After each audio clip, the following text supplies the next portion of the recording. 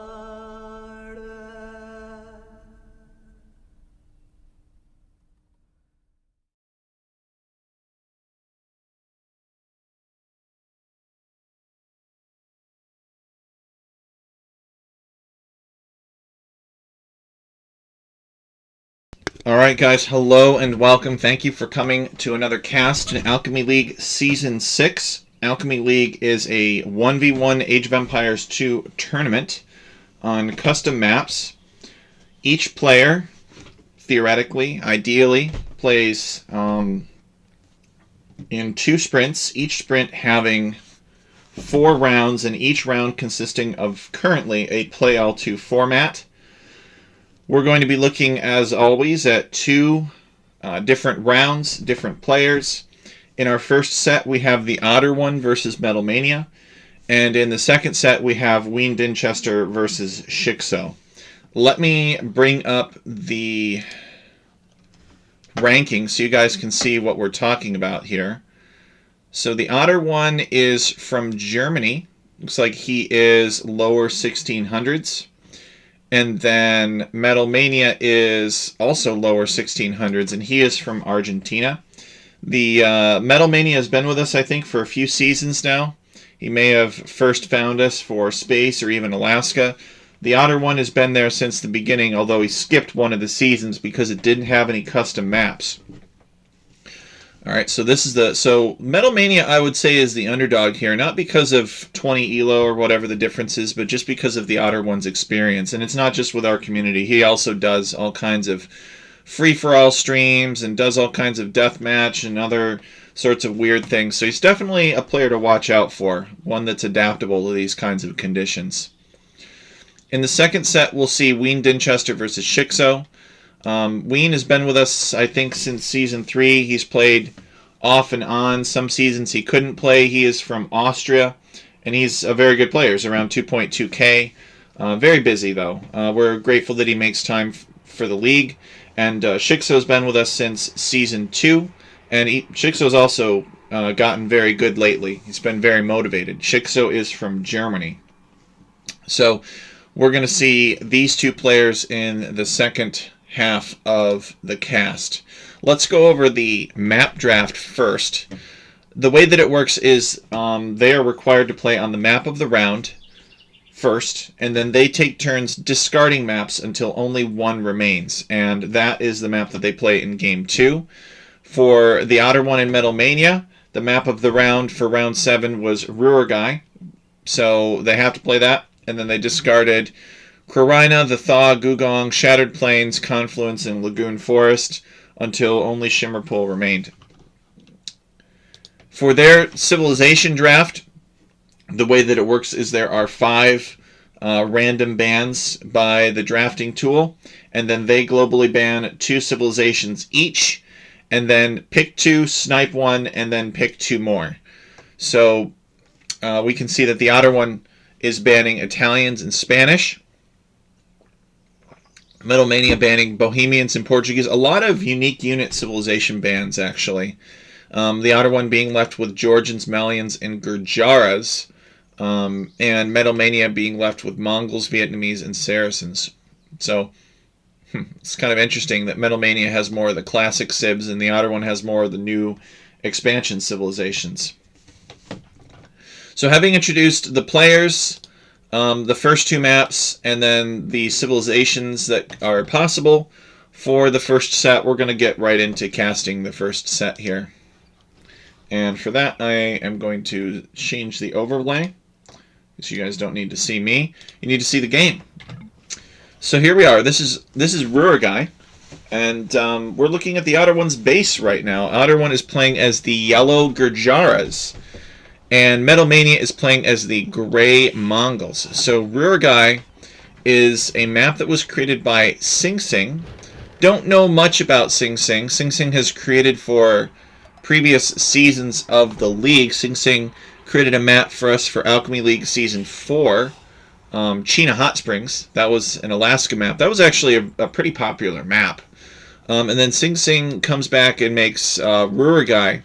And this was more of an open map contest. Alchemy League Season 6 was. Some of the players like that kind of thing. They have a little bit more freedom to create. Other players like to... Uh-oh. No, Otter. No. Oh, no. The other one has lost a villager to a boar. That's never a good start. But, given that you start with extra villagers, I guess it's probably not as big of a deal. So now he's got to make sure that he's paying attention. But, yeah, so Sing Sing made Ruhrgai, and Sing Sing also made Krarina. Those 2 maps, and they're inspired by places in China, because Sing Sing is Chinese. And home is inspirational. What's the meta on Ruhrgai in my mind? I don't know. I'd have to watch some games on the map to develop an opinion about what people prefer in terms of strategies. Probably not losing vills to boar. Yeah, I would imagine that that's not part of the build order. Oh, look at this. The outer one is going out for some box turtles. It's worth it. It's generally worth it if you can get at least 4 shore fishes out of the fishing ships that you build. And there's 3 of them right here, and I guess there's another cluster over here, so he could make it worth it. Krarina is a great map, but everybody bans it. Yeah, there's fear. Alchemy League is played on a standard victory condition, and these kings right here, you guys, these kings are just for fun. These kings, they are just a figurehead. It's like the British monarchy. You know, the British government would still continue to function even if their king were somehow to die. And the same is true with Ruhrgai. All right, this is a situation where the government will still function even if the king is killed. So these kings are just for show. There are you know, there have been maps in Alchemy League that have had mandatory regicide conditions, forced regicide condition, but this is not one of them. Enable the text and vil count. Oh, yes, that would probably be a good idea. Let's see. How do I do that? Oh, yes, that's right. Click on these banners. There we go. All right. And then we'll cycle here. Good idea. Thank you, Otter. I don't think so. I'd have to check the Discord and review. It's been so long since I've casted. Let's see. Otter one was protecting his king as though it were regicide. Maybe I'm wrong.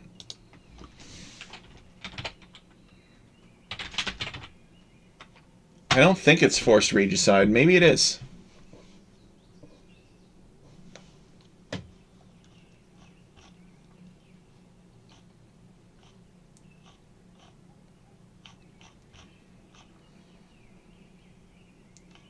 Wait. Map is regicide regardless of settings. There you go. Okay, so it is regicide. Brewer guy. Map is regicide regardless of lobby settings. Okay, never mind. Never mind everything that I said. Otter one fact-checking me. The fake news from the caster. This king, we got good news for him. His life does matter. Where is he? Where's the king? The king must survive. If the king dies, it's game over. So you got to protect your king. And that's why I think the outer one is garrison the king in the castle. Yep, there it is. To protect it. And Metal Mania will probably do something very similar. We've actually seen players that were 2.4. We saw a guy in a previous season of Alchemy League who was 2.4k. He's like literally the best guy in our entire league. The best person who has ever played in our league. And he played on one of our maps that was forced regicide, and he was scouting with his king, and the king was killed and he was defeated. Even though it was somewhat inevitable that if that hadn't happened, he would have won. It was pretty funny. Alright, we should probably focus on the game. So it looks like, and this makes a lot of sense, Metal Mania being the Mongols. He's built this mill here. The mill is on the deer. But it looks like he's fishing first, which I don't really understand. Do you guys understand the fishing thing? I mean, it feels like he should be just hunting the gazelles and the mufflons, but instead he's fishing. The Otter one is docked. He's built 4 fishing ships, and he's going up to Castle Age. So on this map, I can... Oh, he's got a couple of docks, actually. Metal Mania's found one. The Otter one's got to run away. It's the Otter one deciding not to run away, just to take as much health off of the Scout Cavalry as possible. So the Otter one, as far as we can see, has lost 2 villagers. Either to wild animals or to enemies. And look at this. Metal Mania, a lot of people said that these channels are kind of... they can be unfair because they're disconnected. You know, and you can have a safe fish boom. Your opponent could build navy over here and not be able to threaten you. But Metal Mania demonstrating that you can... Metal Mania is going to come and help the wolf out. The Otter one's going to send his camel to intervene. He's trying to save the villager. Oh, there's another villager down. The Gurjaran team bonus. What is the Gurjaran team bonus? Camel and elephant units train 25% faster. First time I found a usage for it. Alright, so, yeah, but you can pressure the fishing ships. You got to be careful how many fishing ships you make. Because if your opponent comes in, your opponent's scout can literally just sit there and hack away at your fishing ships and slowly kill them. And he doesn't have to invest anything in it if he happened to win a scout fight. Uh-oh, Otter. Watch out. Watch out, Otter. Oh, alright. Well, somehow this camel survives, and he's on 1 HP, and now he's going to hack away at the castle and just take some extra health. Oh, the garrisoning of the fishing ships. That's true. Gurjaras get that advantage. They can't because of said bonus. Yes. Yep. So your opponent can't do this to the Gurjaras because you can garrison them in the dock, which is the same thing as them being dead, except that you can get them back for free later. Alright, so Meadowmania is clearly up to no good. He wants to go the Mangadais. So he's making Mangadai and he's building a monastery. The new skin for the... I still am going to have a hard time getting used to the Mongolian monastery skin.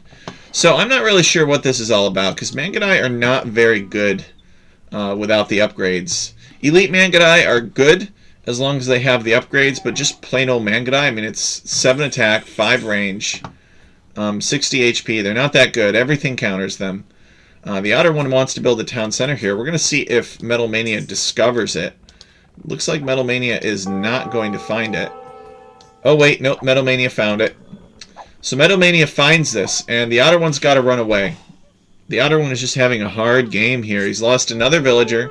So if we're keeping score, the outer one has lost 4 villagers, 3 to his opponent, and 1 to wild animals. Luckily, the outer one has managed to keep his camel alive, so it free upgraded to a camel rider. And now it's chasing the Mangadai across the map. Least used bonus in the game. So once you get enough Mangadai, though, I mean, the camel riders have no pierce armor, so they can take massive damage. I mean, base pierce armor. So they take a lot of damage from ranged units. But in low numbers, they could be good. So this is a better solution here. Metalmania was coming back for more, but the outer one built a fire galley. And the fire galley is going to be kind of helpful. I guess he's going to take some fights. Metalmania is going to try to focus it down. If I were him, I would go for the camel first, and he does finish the camel off, because the camel can follow these Mangadai wherever they want to go. And now he's going to bring the fire galley back to repair it. And Metalmania is still kind of looking for some damage. The outer one has made a demolition raft here. Let's see. He made he made a fire ship, and he explored all the way over here. Metalmania is not going water at all. And the outer one going water somewhat nullifies the fact that he lost 4 villagers. Metalmania gonna shoot down this fire galley. The outer one pulls it back to repair. Metalmania does not have a university yet, as far as I can tell. So yeah, he's not able to repair it. This is a good town center spot. It secures some stone. It secures some wood for him. If you're Metalmania, what do you do with this? Well, you know, I actually think you could go for some kind of compelling fast imp, Mangadai, Trebuchet kind of play with the Mongols here. There's so much hunted meat in the middle, and his opponent is playing pretty passively, right? His opponent is, I guess, you know, he's made a few military, but it's on water. It's like fire ships and demolition rafts. It's not land units. So maybe you could safely take all of these water buffaloes, which these are basically deer with water buffalo skin. That's a rule change of the map. The map makes the water buffaloes act like deer. So this is actually hunted meat. You might want to watch that demo. What demo? I don't see any demo. Maybe it blew up. So the other one has a score lead over Metalmania, presumably because of all of his fishing ships. Cookie Pirate likes the appearance of this map. I agree this map is good. It's not perfect in appearance. You know, like the shallows are coming up the bank. They're coming up the side of the cliff, and when water doesn't respect gravity, it looks pretty weird. But other than that, you know, it looks pretty good, I think. Okay, so the outer one taking stone. I'm wondering if the outer one is going to build a castle. It looks like that is his plan.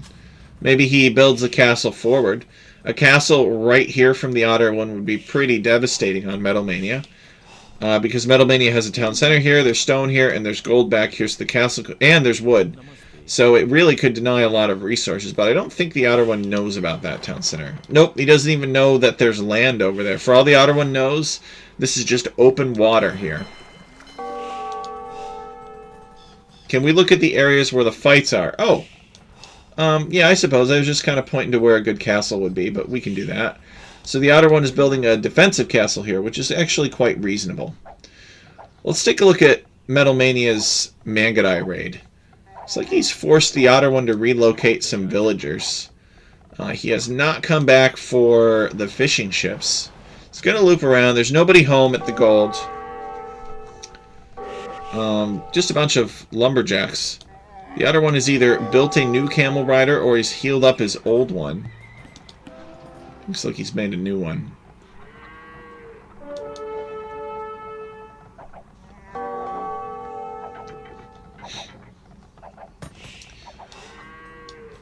Metalmania attempting to make an advance on the Otter one down here, but the Otter one correctly anticipating that Metalmania would come down here at some point, and he builds a castle on his gold. This is a fantastic defensive castle. Would the castle have been better further forward, like somewhere like right here? Probably. But you also got to be a little bit modest, because if the Otter one just starts moving out across the map to build a castle, that's something that Metalmania will spot and interfere with. Oh, look at this. Metalmania has made some war galleys. Oh, I'm just going around the map here. Where? Where? Oh, there's a demo ship here. Yeah, but there's no enemy units over here. Alright, here they are. So guys, the Otter one has some premonition that there's going to be some demolition ship action. And, oh, no, this isn't a mining camp. This is a house. Alright, that makes a little bit more sense. A house would give the Otter one some knowledge about whether or not his opponent is sending an army over here. Alright, here we go. The Otter one trying to catch up to Metalmania, but Metalmania is out of the way in time, so he has to go back. Oh, look at this. Metalmania pushing these deer in toward the Otter one's base, although probably not intentionally.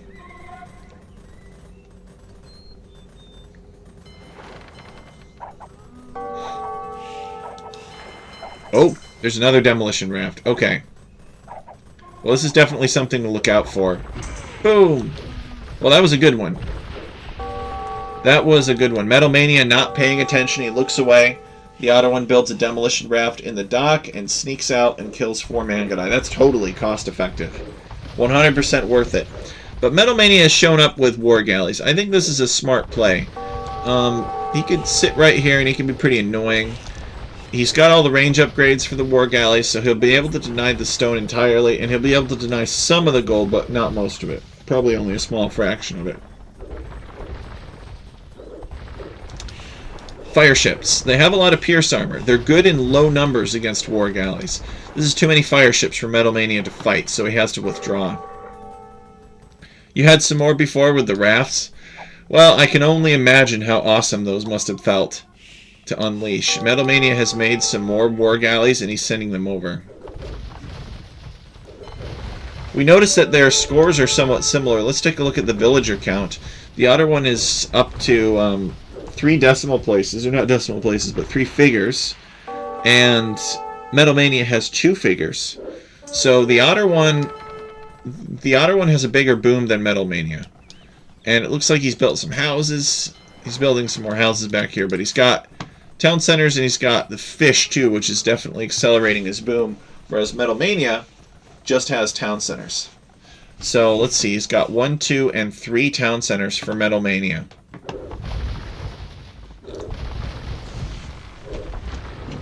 The Otter one is also going to the Imperial Age. He's about a third of the way there, and he's chasing Metalmania off. This is the power of the fish boom. The Otter one should be behind Metalmania because of all the villager losses. But because Metalmania never went on water, and never really mounted a serious attack against the Otter one, I mean, sure, he came in with some Mangadai a couple times and raided the Otter one, but he never really committed to making an attack, which I think is a mistake if you're not going to take the fish. So the Otter one is about 65% of the way up to the Imperial Age. Where do the Gujaras go from here? That's what I want to know. What is the ideal unit composition that the Gujaras can make against the Mongols? Well, the Otter one seems to think that it's ships. So he's got some fire ships, he's got some war galleys. As to whether or not the Otter one, you know, doubles down on these ships, I don't know. I mean, there's some stuff here. There's a couple of docks, there's a town center, there's a mill, there's a bunch of villagers. But apart from that, what is there for the Otter one to destroy? I mean, most of what Metal Mania has is out of range of shore bombardment here. So the Otter one is in the Imperial Age. Metal Mania, let's check on his relic situation. He's gotten 2 of the relics. I believe that there are 5 on this map. Alright, let's focus on the fights. They are going to take a naval battle. And looks like the Otter one has made some of these Shviramshva riders, or whatever they're called. And they've got this unique charge mechanic that lets them dodge projectiles. In recognition of the ability for some medieval units to react faster than a speeding arrow. That's what these units can do. So the Otter one using the Shramshva riders and using the war galleys. Here he comes, but Metal Mania calls the GG. He's not ready. He's not able to fight this. He's still in Castle Age. He could click up, but he feels like he doesn't really have the time.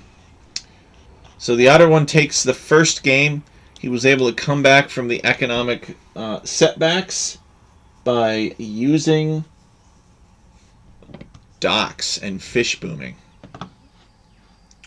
I don't know what the Otter one's end game would have been. Maybe he would have gotten Elite Shramshva Rider, and then he would have built a bunch of units and just run through the base and raided everything.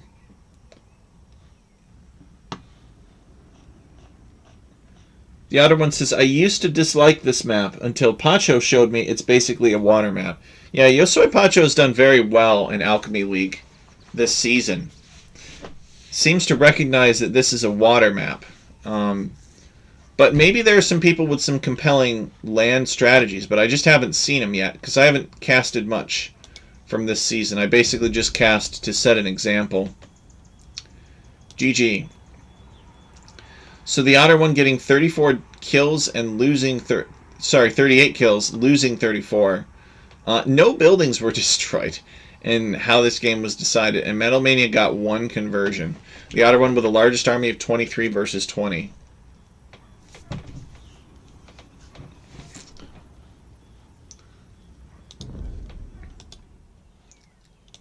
So the second game is on a map that's very special to me. The second one is on Shimmerpool, and it's special because I created it. It is a continuation of...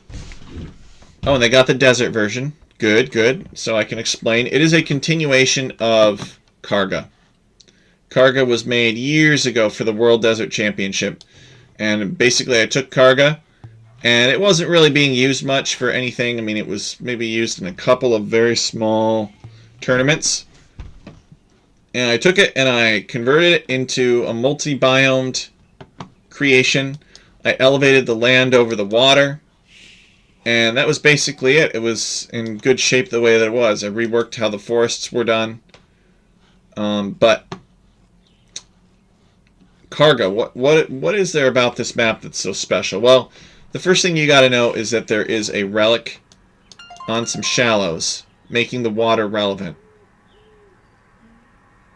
Metal beat me in a super close 3-1 semifinals of Sudden Death Showdown 2. I'm not sure what Sudden Death Showdown 2 is, but it sounds like you two are pretty closely matched as opponents.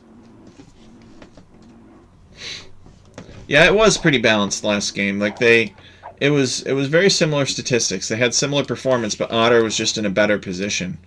So there's a small amount of fish. It's not a ton. I guess it's okay. It's probably moderate amount of fish, especially if you consider the shore fishes here. But there's only, looks like 3 deep fishes. There's stone in the corners, so there's rocky ridges, and you can go through them to get in here and build a mining camp. The presence of this relic, there's a relic in each corner, so the corners become relic vent. And the Otter one coming out to dock. Alright, let's talk about the civilizations. So the Otter one is the Georgians. I'm not really sure exactly what that means because I don't know too much about the Georgians. And Metal Mania is the Saracens. Ooh, now there's a civilization I like. The Saracens. Jasuni loves the Saracens. We've seen him play Saracens a lot. Their archers do extra damage to buildings. Their camels are very powerful. They're a compelling civilization for sure. I'm not sure what the Georgians will do against them. We'll just have to see what the other one does. Let's take a look at the bonuses. They get a free mule cart. Their buildings and units receive less damage when located at a higher elevation. Oh. So the mounted units regenerate, and they get those fortified churches. And they can garrison villagers in them. No, they can provide villagers. Oh, okay. So within an 8-tile radius of fortified churches, villagers get a work rate, which is pretty nice. And then they've got some fortification and cavalry related unique technologies. Okay, so Medomania has walled this villager in, and now he is building a dock. Neither player has gotten looms, so that explains these walls. They don't want their opponent's scout finding the villager and having a feast. And it looks like the outer one is going to do that. He's going to find Metalmania, but Metalmania is walled in, so he can't hurt him. If he wants to try to get in, he'll give Metalmania an alert that he is attacking, and Metalmania can just finish the wall or repair it and bring back his own scout. So 2 rhinoceroses on this Africanized version, or this Oasis version. And the rhinoceros has extra food. It's got 400 instead of 340. So it's got 60 extra food, or 120 total extra food for 2 of them. So you can see two rhinoceros corpses decaying underneath Metalmania's town center. So 120 extra food. And he's also pushing in the zebras. So this tells me that Metalmania has a lightning type build planned.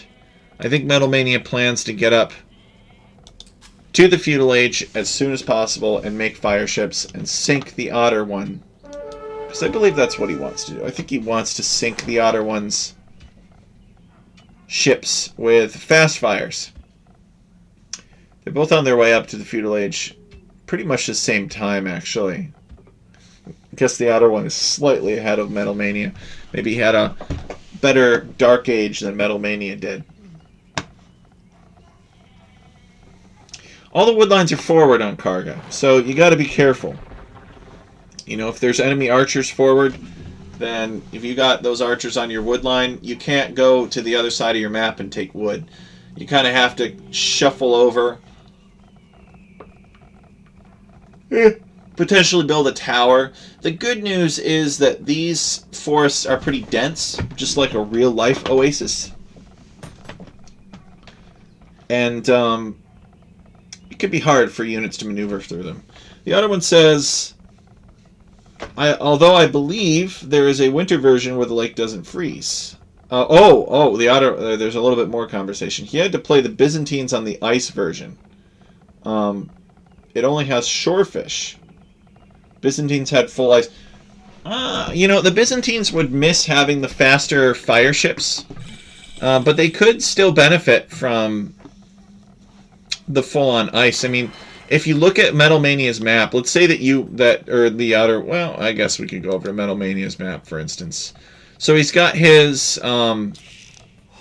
gold right here, right? And then where are his other gold options? There's a gold here, and there's another gold over here and over here. So let's say that the Otter one were Byzantines, or even if he were any civilization, and let's say that he did get the frozen lake version, where anybody can just walk across.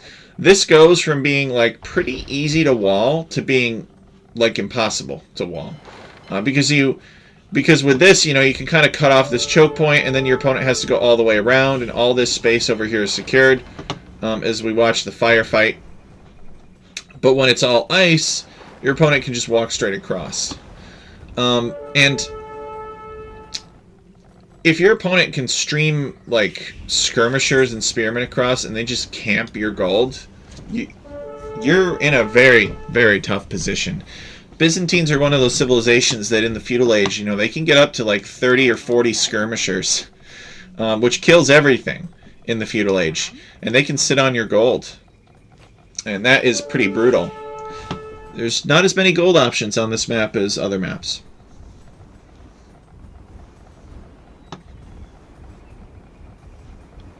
Cookie Pirate says, I suck at this game, so take what I say with a tablespoon of salt. But I found this map very difficult and quite aggressive because there was almost no safe wood.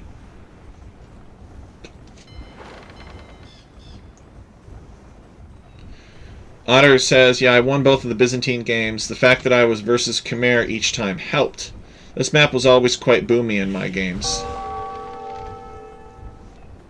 Yeah, maybe.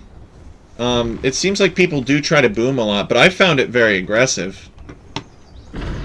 Hey, Funny Liquid, welcome. Funny Liquid, I thought that you were seduced by Age of Mythology. You don't do Age of Empires anymore. Well, if you've had a change of heart and you've decided to give AoE 2 a chance, welcome, welcome. He's given AoE 2 another chance. So these guys are basically just doing an all-out fireship brawl.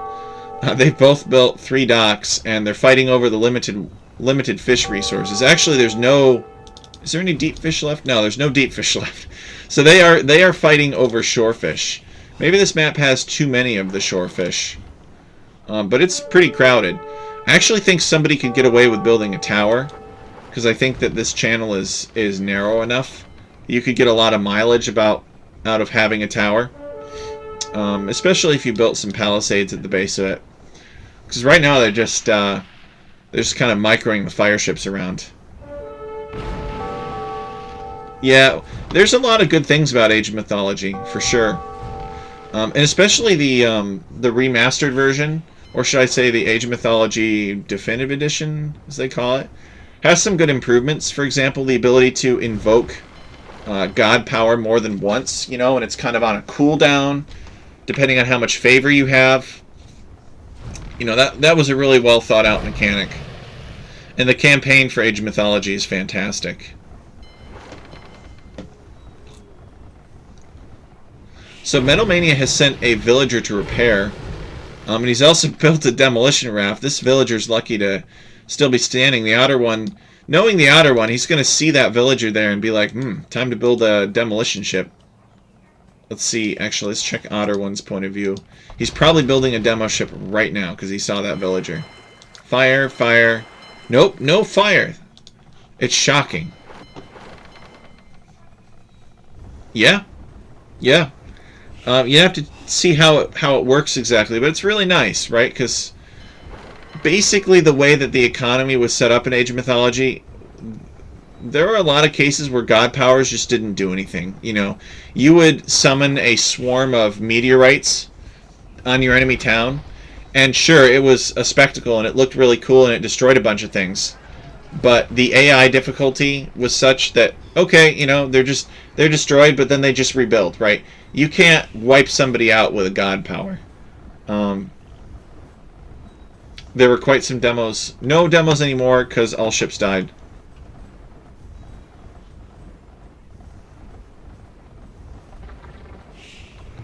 Funny Liquid says, the allure is the pacing. AOM is a faster game. The villagers come out 15 seconds and gather faster.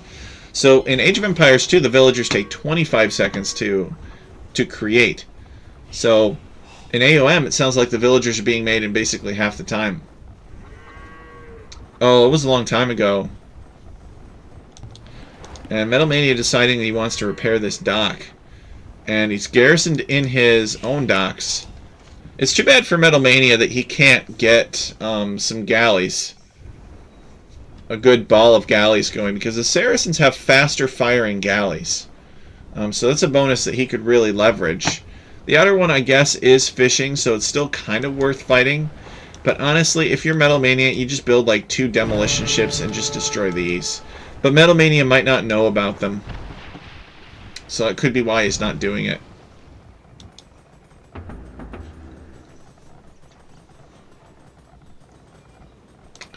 Alright, so the Otter One is building a stable now as Georgians. It kind of makes sense. Maybe he's thinking he's going to make some scouts and go raid.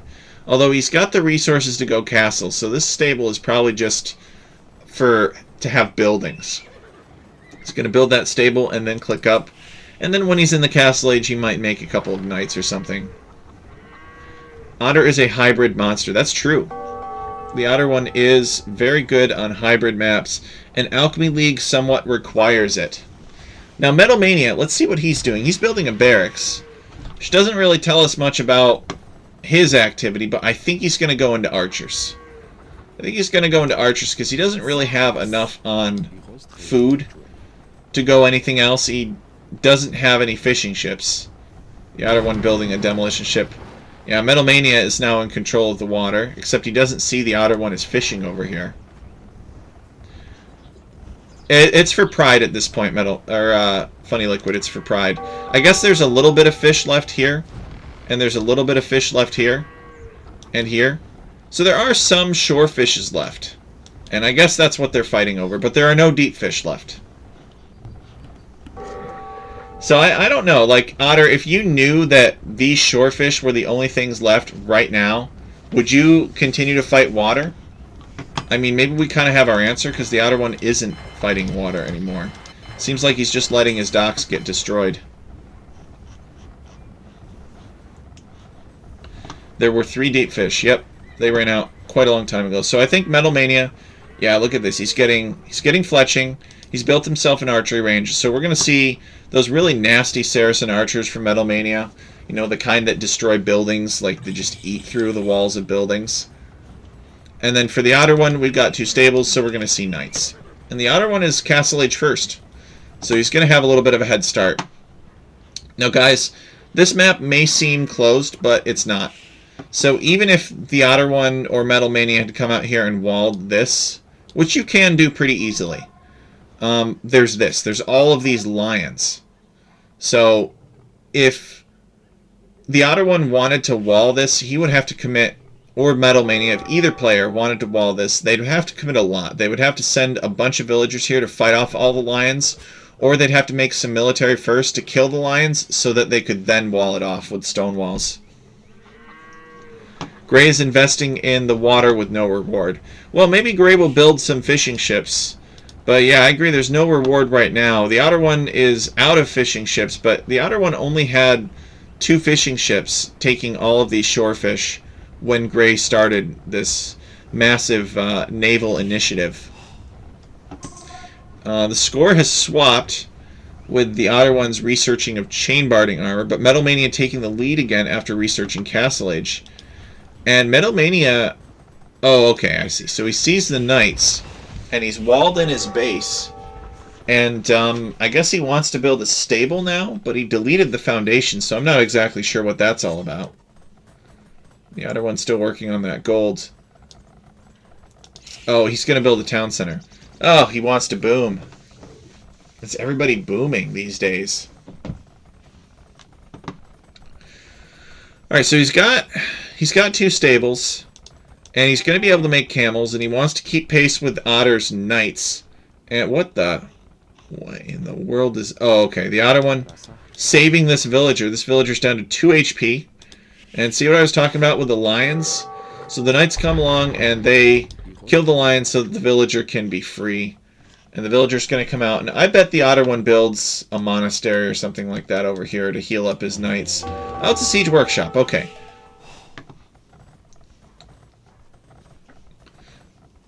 Otter booming, it's probably over. Yeah, the Otter one only has 2 town centers, and he lost all of his docks. Metal Mania is keeping his navy just kind of scattered around here so that the Otter one doesn't come back. And the Otter one deciding that he wants to fight Metal Mania. And he's taking a bad fight here, I think. 2 knights versus 2 camels. He's going to get the hill advantage, and that will help him. Metal Mania, meanwhile, deleting this house so that he can come out with his archers. And the Otter one has a siege workshop here. I wonder what he's going to make. Oh, Metal Mania spotting this villager and killing it. So the Otter one has a siege workshop, but he's lost everything else in this area. So I don't know if he's going to build anything from it. He's making some more knights now. The Vil comparison. So the Otter one has 58 villagers, and Metal Mania has 46.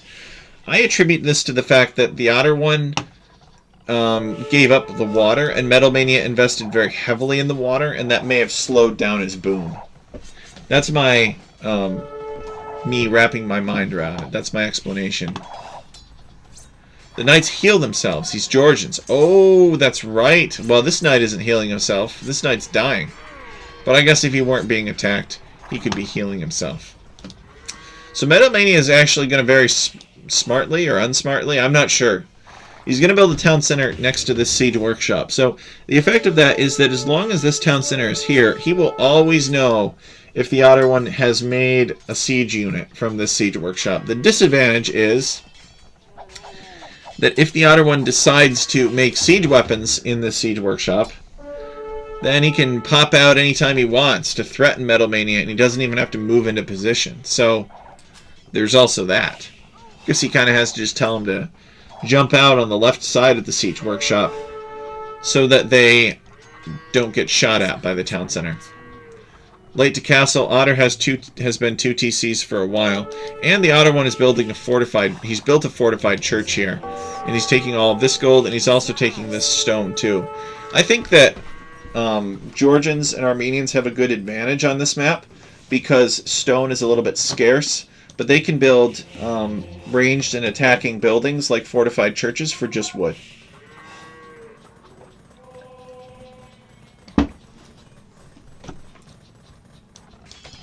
Alright, so I think Metalmania needs to make an attack happen. He may not realize that the Otter one is very ahead of him in terms of economy. The Otter one has more than a 20 villager advantage over Metalmania. So he really needs to make something happen here. Metalmania could potentially send his military onto the edge of the map, fight off the lions, and then stonewall.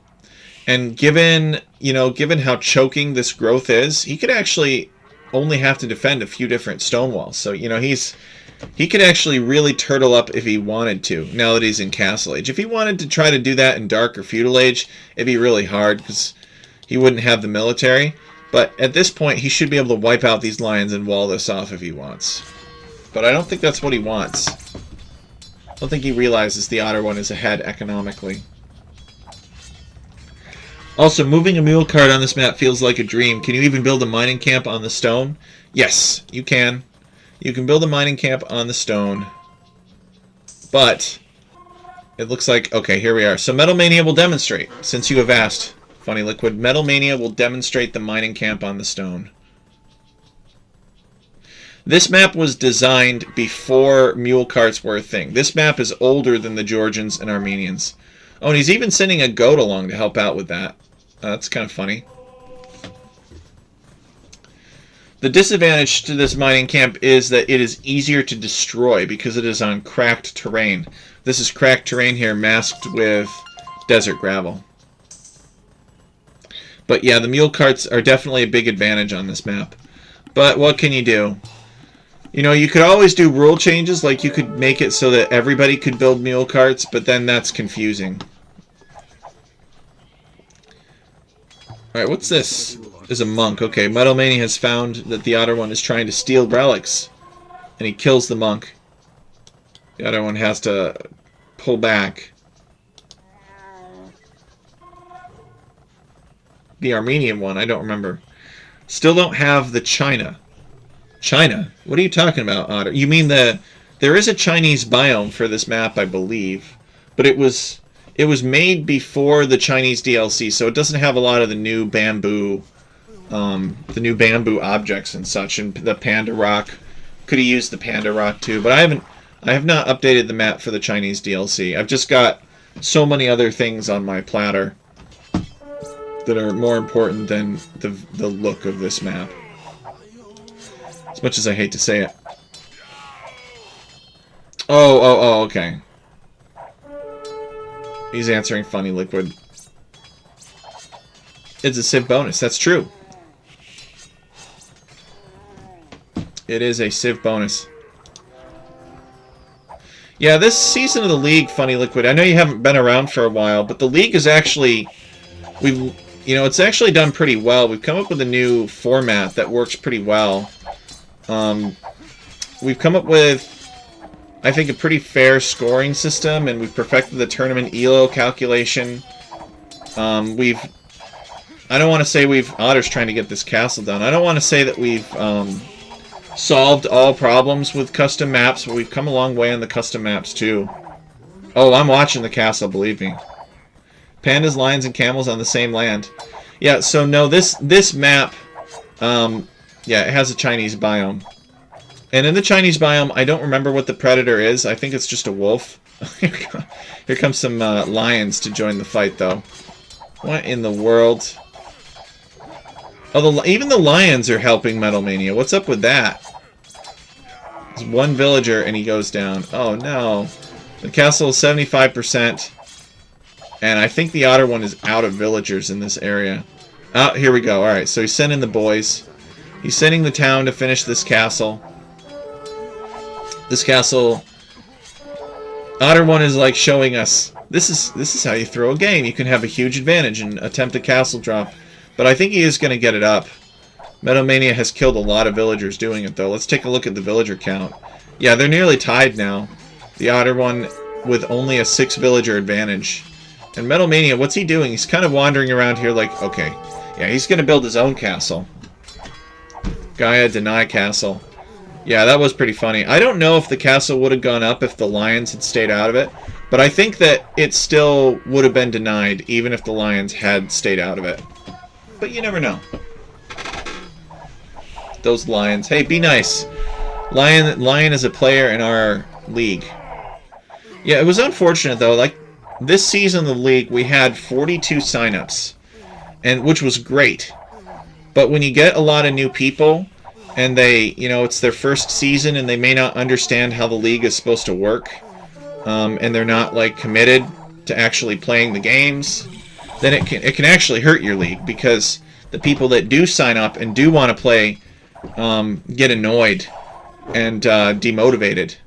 And Metal Mania calling the GG here. I don't think this was over. I mean, the Otter one was Imperial Age, and Metal Mania was not, and they had a castle that was in range. I guess, you know, if when these are your resources, it can be hard. But yeah, Gray should have walled this off. Well, he should have walled this off when he had the chance. But I think he could have walled this off to give himself some more time. He had the army, he had the villagers, he had the stone. So we've had to ban people from the league because they weren't playing. Let's take a look at the statistics, which is unfortunate. I never like to ban people, but it's what you got to do. So the Otter one exceeded Metal Mania in all resources collected. He was faster to the Castle Age and the Imperial Age, although Metal Mania was 4 seconds faster to Feudal Age. The Otter one also had more of the map explored and more research count. Total castles, they both had 1. Metal Mania gets a relic. He gets 6 relic gold, so he must have just snagged that relic toward the end. And the Otter, you know, the villager counts were close. The difference was that the Otter one lost a bunch of villagers by building that very aggressive castle, and Metal Mania overcommitted to water, and then he didn't really, I guess he built 4 fishing ships toward the end. This is the first time you've ever beaten Metal Mania? Really? I did not know that. Surely you've beaten him before in Alchemy League. You both have been around for a while, so well, maybe not. I'd have to check the scoreboard.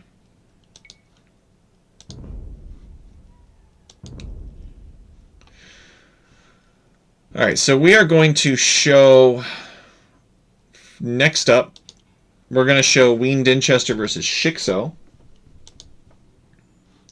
So they are going to play their first map as Confluence, and then Krorina.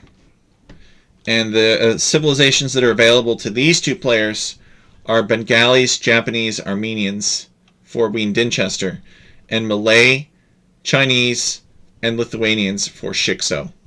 Guys, remember that these are really, really good players. These guys are 2.2k, 2.1 to 2.2k. So the level of play here is just going to be insane, and I'm not going to be able to critique them nearly as much. I can barely even critique the Otter one, really. What's going on here? Sprint 1 was a tie. Oh, you mean to get 2-0 against him? Oh, I see, I see. Okay, so here we are. We're going to load this replay and change the overlay to Age of Empires 2.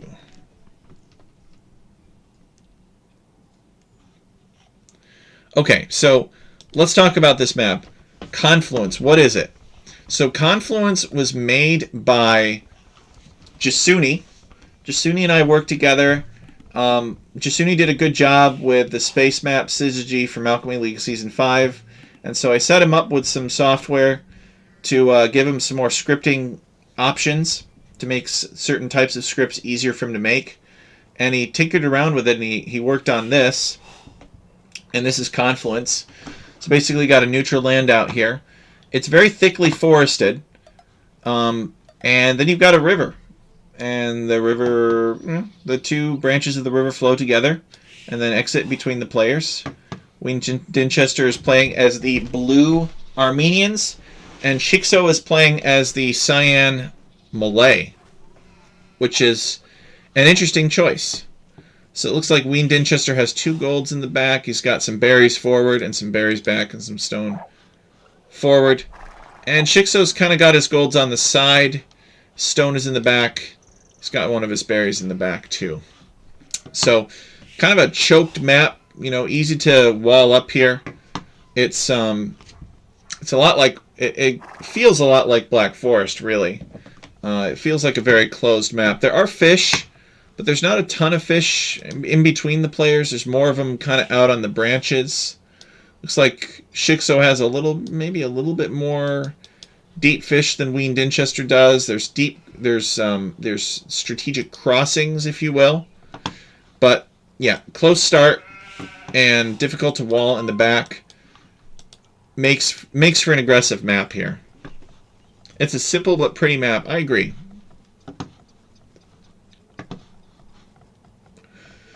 So what do you even do? Malay versus Armenians. Well, Malay, I think, are a solid choice. They're a good civilization. Shikso sending a 5th out to wood. So Shikso is clearly planning on docking. That should surprise nobody. Ween Dinchester did not have to build a lumber camp. He is playing as the Armenians. So because he didn't have to build a lumber camp, he's already started on his dock. Shikso taking a crack at Ween's scout here.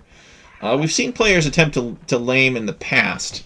And that could explain why Shikso's going for his boars, so quickly, and Ween doing the same. He's probably thinking, I was just thinking about laming Shikso, so he's probably thinking about laming me.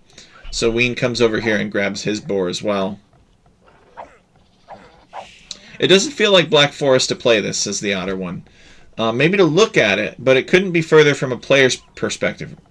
I guess Black Forest is known for being easy to wall off and isolate yourself from your opponent. And on this map, it's very hard to isolate yourself from your opponent. But I maintain that you really could wall a pocket of this island off for yourself and defend it pretty effectively. Now look at this, guys.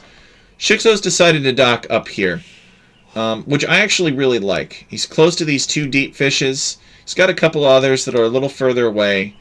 Maybe kind of out of sight, out of mind for Ween Dinchester. I don't think Ween Dinchester is actually... Ween Dinchester has actually not even scouted Shikso's dock. So he does not know where that dock is. I don't know if he will scout it.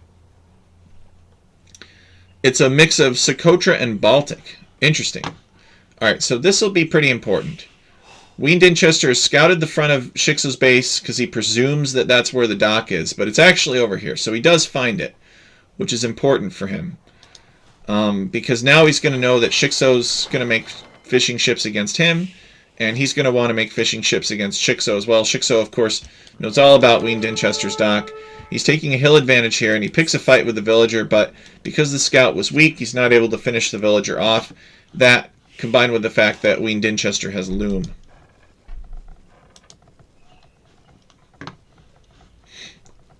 So Malay, because their advancement times are quicker, they can advance on fewer villagers. Oh, this is unfortunate for Shikso. He's just like 10 food away, so he's force dropping with these fishing ships. Okay, and he does get it.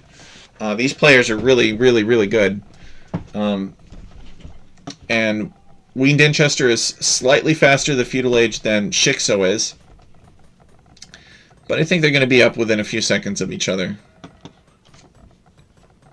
I do think that Armenians have an advantage here because of the mule cards. I think it's a really strong bonus. I think that Age of Empires does kind of power creep a little bit. Cartographer's teammate battle. What does that mean, Otter? Alright, so Shikso, alright, he's pushing in a deer. This will help him out a little bit. It'll mitigate the risk of... What in the world is this?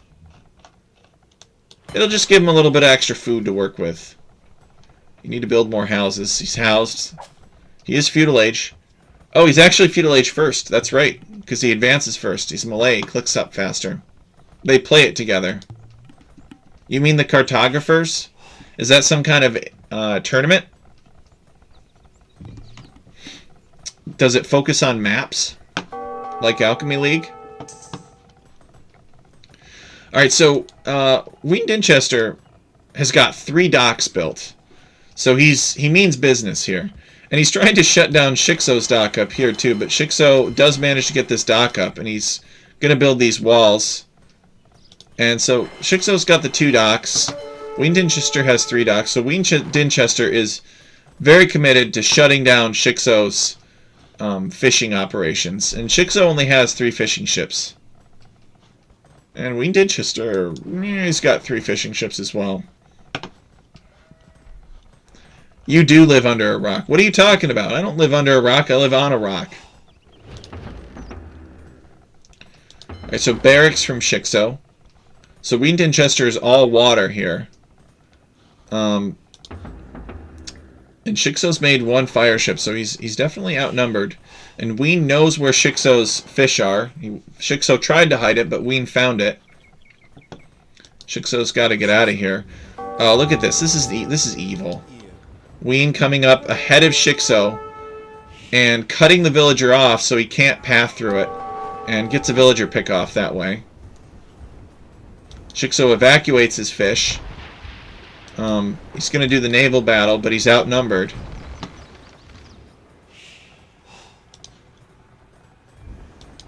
So he's going to lose his fish. So what does Shikso do from this point on? It's like he's got a scout, and he's going to pick on Ween's fishermen a little bit. Ween deciding to fight back. I don't know if he's got the hill advantage or not. It looks like he does not. And this scout is going to get revenge. So he's going to be happy about that. He picked off a villager. But these fishing ships are all going to be destroyed for Shikso. So Shikso, maybe he's thinking, I got Malay economy. You know, I'll be fine. I'll just put it all on berries. It somewhat does, yes, not knowing any tournament. It's a little like Yukon Gold Rush, except more temperate, and the rivers join. Make it like Yukon Tanana Gold Rush.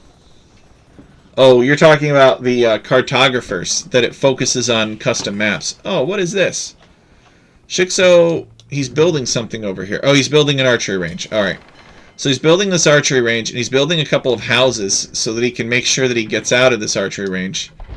Palisade here. And Ween decides he's gonna wall it in. So Ween is just like on his game for this set. I mean, in the first sprint, you know, Ween's performance was kind of average. You know, he won about half of his games, he lost about half of his games. But he's really prepared for this map. So Ween is doing really well. Shikso's got a couple of fire ships that are just sort of leading Ween on a wild goose chase. And Shikso wanted the sneak archery range, but I guess he's not going to get it, so he's just going to chop some wood instead. He deletes his archery range. I don't know where this villager goes.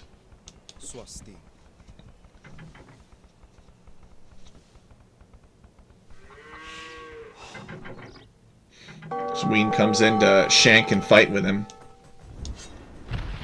Shikso's not finding his sheep either, which is unfortunate. Ween has not taken them. Oh, he's taking them now. Maybe.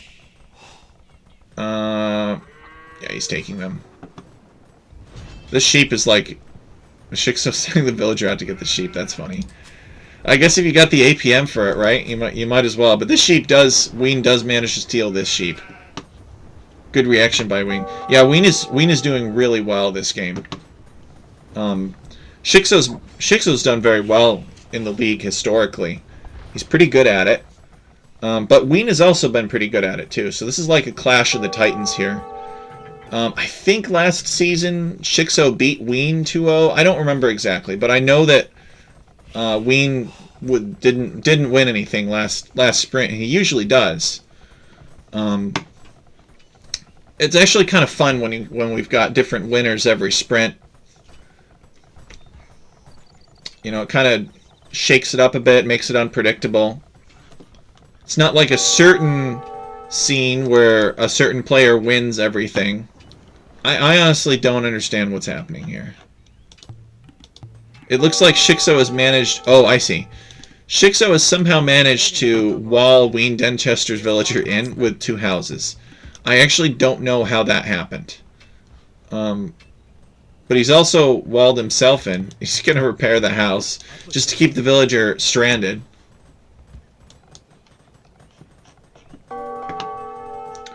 And Ween Denchester definitely with a score advantage.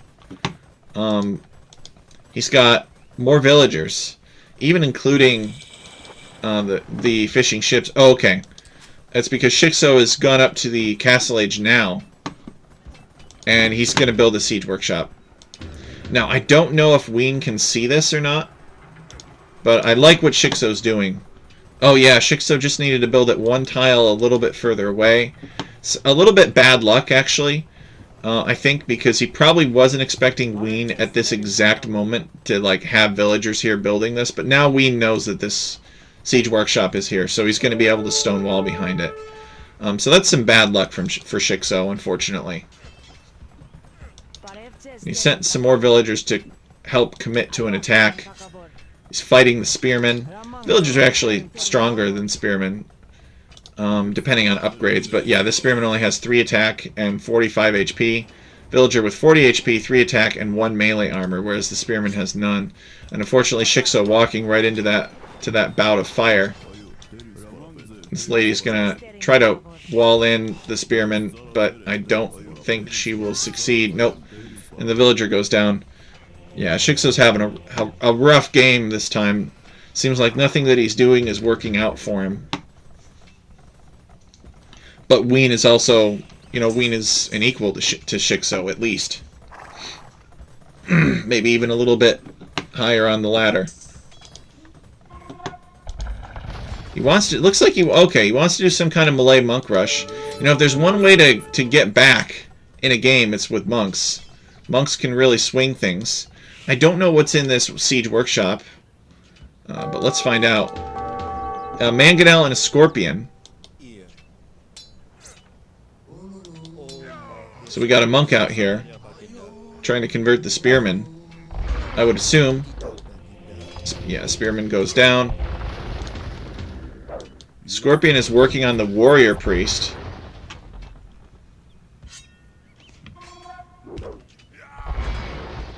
Okay, that warrior priest goes down. And there's some mangonel micro. The scorpion goes down. I think the scorpion was more important to keep alive, though. Mangonel running. Alright, the warrior priests go down. So Shixo, he's got 2 mangonels here. And it looks like he's going to try for a push. This warrior priest surviving with 4 HP. He's going to go after the weaker one. And Shixo is managing to micro... Oh, no! He accidentally micros his own mangonel.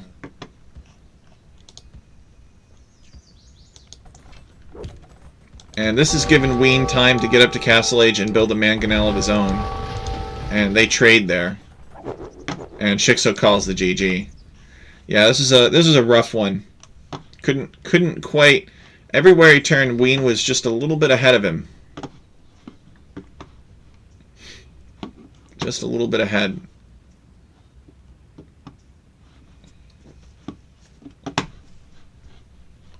Atonement desperately needed, yeah. He was very unlucky that Ween just happened to be walling this at the exact time that he was preparing this this sneak monastery and siege workshop, because he had to fight before he was ready.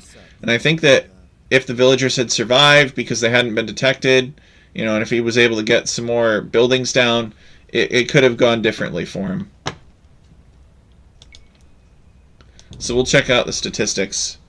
But yeah, Wien with the 20 kills, 9 units lost, raising 3 buildings and a largest army of 13, which is probably fire ships. Economy, Wien with more food, Shikso with more wood, Wien with more stone. So it looks like Wien was going for a castle, and Shikso with more gold. Shikso had better advancement times, which makes sense because he's Malay. Wien Dinchester with 1 relic because he built a monastery. Villager high of 48 to 37. Now we return to the replays, and we're going to go check out game 2, which is on Krurina. The fact that you cannot convert warrior priests without atonement is pretty OP, in my opinion. It's like you might as well just give them free atonement. I don't know, it's not exactly the same thing, but it's pretty unfair. The whole fortified church, free relic, warrior priest mechanic. So Krurina, what is it? Well, it was made by Sing Sing. Sing Sing made the first map that we saw in this set, Ruergai, and Sing Sing also made this map, Krurina, which is based on a different part of China. And it's got these kind of roundish fortresses. The fortresses have these towers that you can capture and then garrison in. And if you ungarrison on the other side, you can build in here. And there's bonus gold. There's not a lot of gold surrounding your town. Wien Dinchester getting kind of lucky, though. He's got a fortress directly in the back of the map with some gold. So he's going to be pretty happy about that. He's going to be able to take this gold with little threat to his base. Whereas Shikso, he's got something kind of over here, but it's not really the same. So I think Shikso is going to have to play this one aggressively. Hey, see you later, Otter. Thank you. Thank you for being a part of the stream.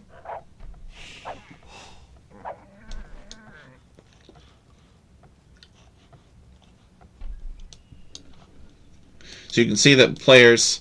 We've seen players actually build like siege workshops and make rams to get through the fortified walls.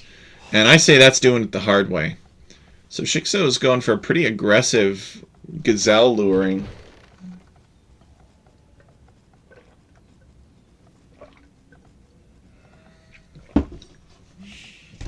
Otter's going to lurk. Alright, the Otter one. Sounds good. Lurk away.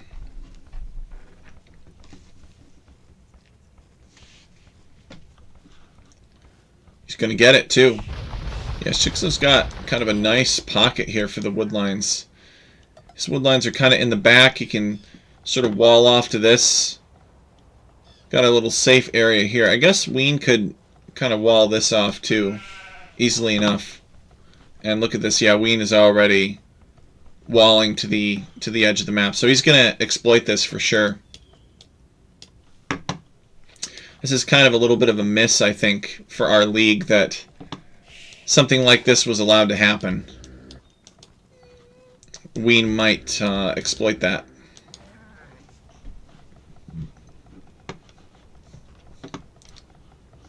So let's talk about the civilizations. Shikso has picked the Chinese, and Wien has picked the Bengalis. And he's actually deleted some wall segments. He's going to build a lumber camp back here. So Chinese make a lot of sense. I mean, it's a Chinese map, so you got to play Chinese on it. Let's talk about the Bengalis first. Town centers spawn 2 villagers when the next age is reached. Cavalry get +2 attack versus skirmishers. Okay. Elephant units receive less bonus damage and are more resistant to conversion. Monks get the armor. The ships regenerate. Okay, so they're an elephant and naval civilization. And the Chinese are classic economic civilization, right? They get extra villagers, but they have less food and wood starting out.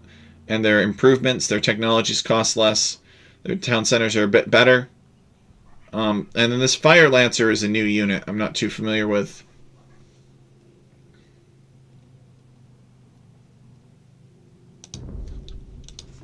Oops.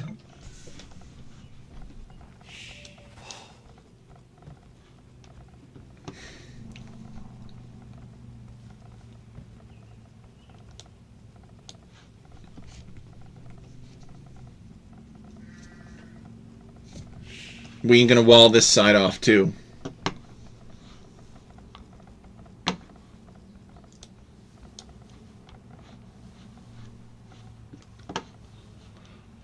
Oh, there's one other rule that I should mention about this map, and that is if you destroy these wonders, they will spawn relics.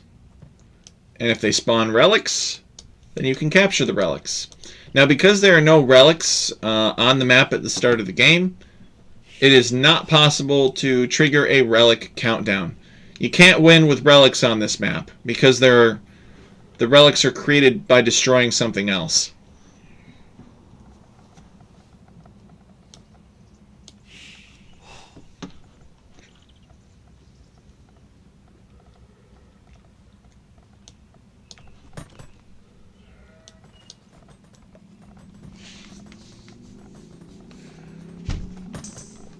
So Ween's got some safe stone back here.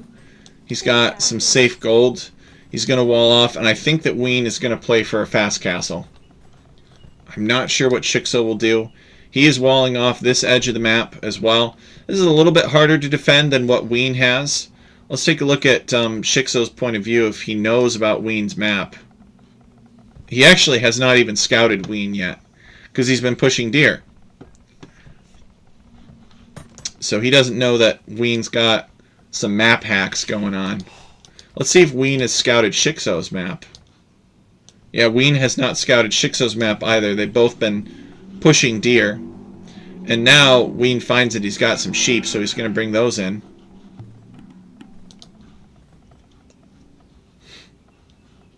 I don't know where they're going to go. I guess he's going to have to delete a wall segment, a fortified palisade wall, which has twice the health of a regular palisade wall.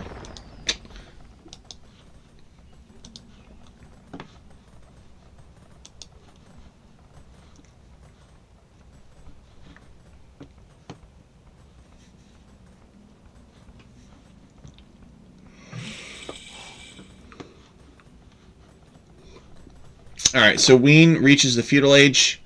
We're probably just going to see Market Blacksmith. Yeah, there it is.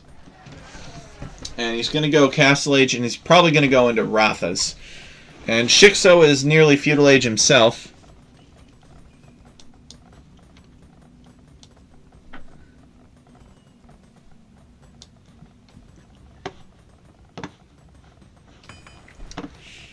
And I don't know what Shikso... He's probably going to build Market Blacksmith too. They're probably both going Fast Castle, Unique Unit.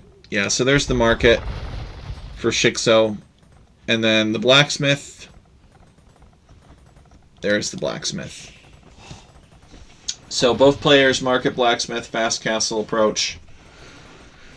Now, which do we favor in a fight? Do we favor the Rathas or do we favor the Chokunus? I actually favor the Chokunus. I think that they can kite and really chew through the Rathas pretty fast. And the Rathas are both melee and ranged units, and because they're both, I feel like they're not as good at either one. But still, being both is quite powerful in most situations. There's not a lot that can deal with that. Monks are pretty much the best way. So, Ween Dinchester, a little less than halfway up, and Shikso's recently clicked up himself. Looks like Ween is going to come over here and lame Shikso.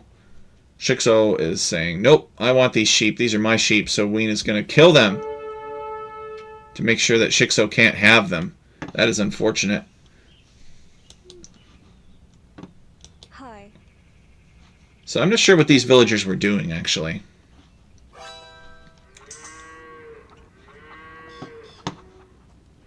What Shikso's plan for these villagers was. Could they be castle dropping villagers? No, they're getting in the tower. So maybe he's just going to build a mining camp up, just to have something up here. Maybe some vision up this way, so he can see what if Ween launches an attack against him. Now the good news about this tower, another advantage on this map that Chokunus have over Rathas, is Rathas are considered cavalry units.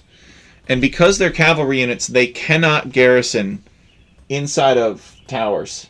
So they can't tower hop, but because they have the ability to switch to a ranged mode, they can still shoot over these walls. So I'm not sure that Shikso really should be going forward like this, because if Ween Dinchester does produce the Rathas, then there is nowhere that Shikso can hide to get away from them. If the Rathas were just melee units, let's say that they were Keshiks or Cataphracts or something, then it wouldn't be a problem because they wouldn't be able to range over the walls. But these Rathas can. So the final thing I was going to say is that Shikso's Chokunus can garrison inside of these fortified towers. So Chokunus can actually go inside of these fortresses, which is sort of useful. But not as useful as you might think, because they could just shoot whatever's in here themselves because they're ranged. Ween is trying to goad Shikso into getting too close to this castle so that the scout will get shot by the castle, but Shikso not taking the bait. Sure enough, Ween is going to make some Rathas. He's going to make Rathas. He's got a safe economy, and he's going to use the Rathas to pressure his opponent. Ween he deleted this yurt here on the berries, which is kind of unfortunate that he had to do that. Oh well.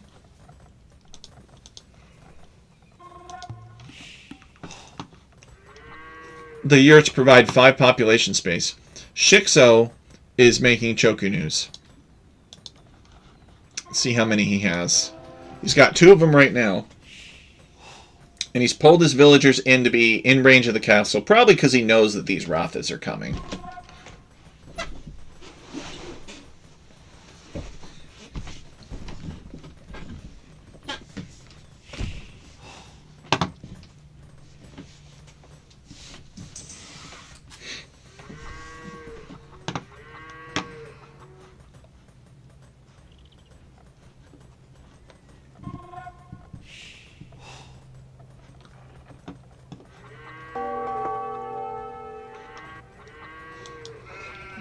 Ween is going to try to steal his sheep. I guess he realizes he can't steal it, so he sends it home. And Shikso has ejected his Chokunus, and we're going to get to see the fight that I wanted to see. The Chokunus versus the Rathas. That's interesting. The Rathas actually went melee mode. I don't know if that was better for them or not, but they did seem to kill quite a few Chokunus. Chokunus proceeding forward. He got a couple of weak ones. I would take those back and heal them. Maybe he can make a monastery, use the monks to heal the Rathas, or to heal the Chokunus. Get a big enough ball of these, and the Rathas can't really get a good fight. I feel you could pull them back in between the reeds and stuff. Could be very triggering to have to deal with. Also, Shikso has the range upgrades, so even if Ween Dinchester went range with the Rathas, because he couldn't get a good engagement, Shikso would still have a range advantage. So I don't think Shikso knows about Ween. Yeah, he doesn't really know what Ween Dinchester has.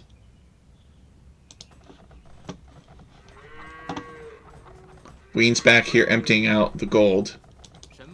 Shikso doesn't know about it.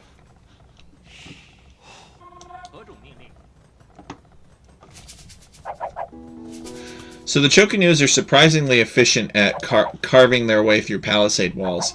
They fire all these extra arrows, which basically it like doubles or triples or quadruples the amount of damage, because the pierce armor is only helps you against the first arrow, and the remaining arrows will still deal their minimum 1 damage, but they were doing 1 damage either way, or any way, I should say.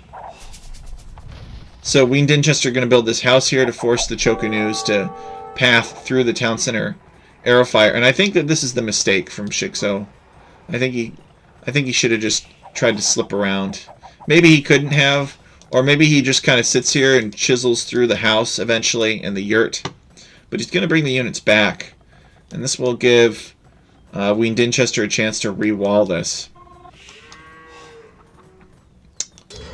Oh, okay, I see. He's bringing them back because he's being attacked over here. He attempted to market wall. So these Rathas are in. Well, that makes sense why Shikso would bring them back then. So he's going to unite these Chokunus, and he's going to go back there and fight off the Rathas. Shikso had to abandon these farms, so he's probably not too happy about that.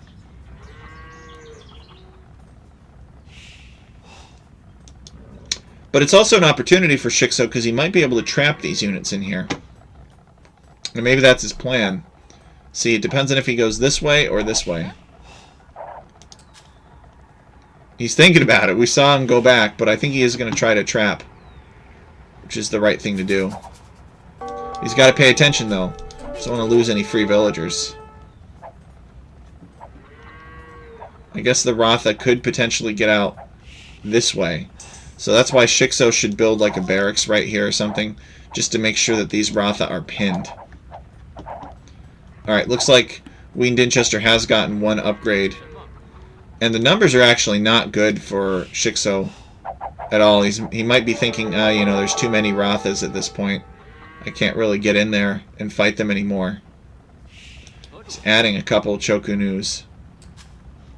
And Ween Dinchester sees these Chokunus here, and knowing that Shikso is going to come in and try to ambush him, maybe he's thinking he gets out.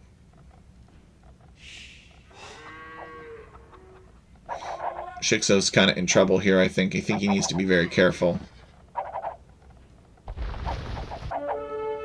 Delete some palisade segments so that the Chokunus can withdraw. And he actually hasn't lost any Chokunus, which is good for him.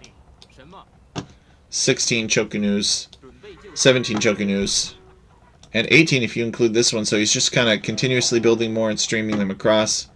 This area is now secure, and he can counterattack his opponent. Shikso may consider stonewalling some of this off, like stonewall from here to here, stonewall from here to here, stonewall from here to here, and then this area is pretty much completely secure, especially this gold.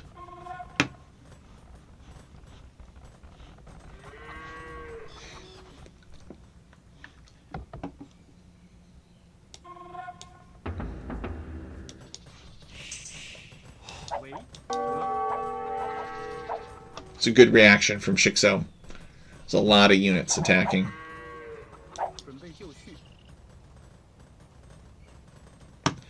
Castle firing upon the Rathas. But yeah, I think, you know, Shikso is less mobile than Ween Dinchester, so it would make a lot of sense for Shikso to spend some, you know, invest some resources in making sure that he's walled off, right? Make sure that he doesn't have to pull his troops back again to deal with Ween Dinchester. Because, you know, he could be breaking in here. He could really be doing some damage. I think that Shikso could tear through this stone wall, and this villager standing here tells me that this stone wall was just built. So I really think that Shikso could have walked up here. I think he could have chiseled through this with his Chokunus. I think he could have come back here. I think he could have created all kinds of carnage if he didn't have to pull his units back to deal with Ween Dinchester's units breaking in on this side. And all it takes is a stone wall, in my opinion. And I think Shikso's kind of getting that idea now. He's getting a big mass. But he's still only house walling this, which I don't... I know a lot of people don't like to build stone walls because they feel that it's a waste of stone. Okay, he's microing. Do the Ratha have different statistics when they're in melee mode? No? I didn't think so. It's a big fight here. Looks like Shikso losing a bunch of Chokunus and Ween Dinchester losing some Rathas.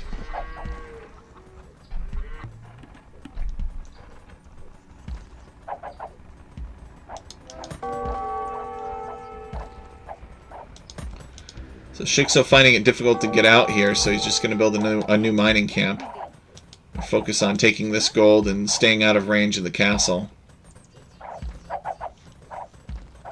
He should get his castle to work on the walls. I think he is actually working on the walls. Yeah, he's working on the wall to get out. But seeing that Ween Dinchester is Imperial Age, Shikso calls the GG. Yeah, it was tough. I think Shikso spent a lot of time reacting to what Ween Dinchester was doing. And it's true, I do think that the map was such that Shikso would have to build more defenses than Ween Dinchester would to keep his town safe, but I think he did have an opportunity to go on the offensive. But I thought it was a pretty good game. So let's see. Let's take a look at the statistics. So Ween Dinchester with 24 kills, 15 units lost, raised one building, which is probably one of Shikso's market wall type buildings.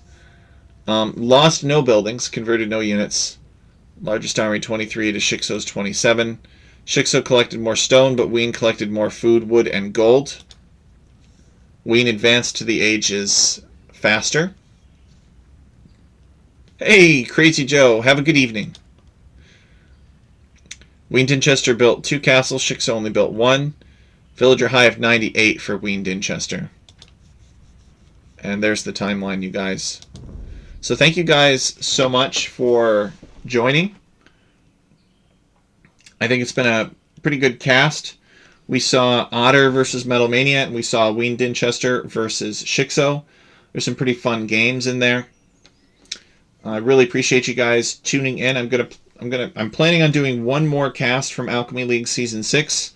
I haven't been casting as much lately because I've been working on other projects. But I look forward to seeing you then. And of course, always remember that we've got Alchemy League Season 7 registrations open. We've got a brand new map pack for that. Ensemble Studios reworks. So we've taken the Ensemble Studios original maps and we have reworked them. We've either kept it more classic. Some of the creators actually did it like a more modern twist on it. So we got a lot of good stuff coming. And even if you can't play in Alchemy League Season 7, definitely recommend us, if you would, to somebody that might be interested in playing in a 1v1 league, or recommend viewers to us too. We really appreciate that. Thank you guys for everything you do to make our channel relevant. I think that we are making a difference in the Age of Empires community, and I'm very grateful to the Alchemy crew for all the help that they give in whatever form they give it. Some people help in different ways. So thank you guys so much, and I look forward to seeing you again soon.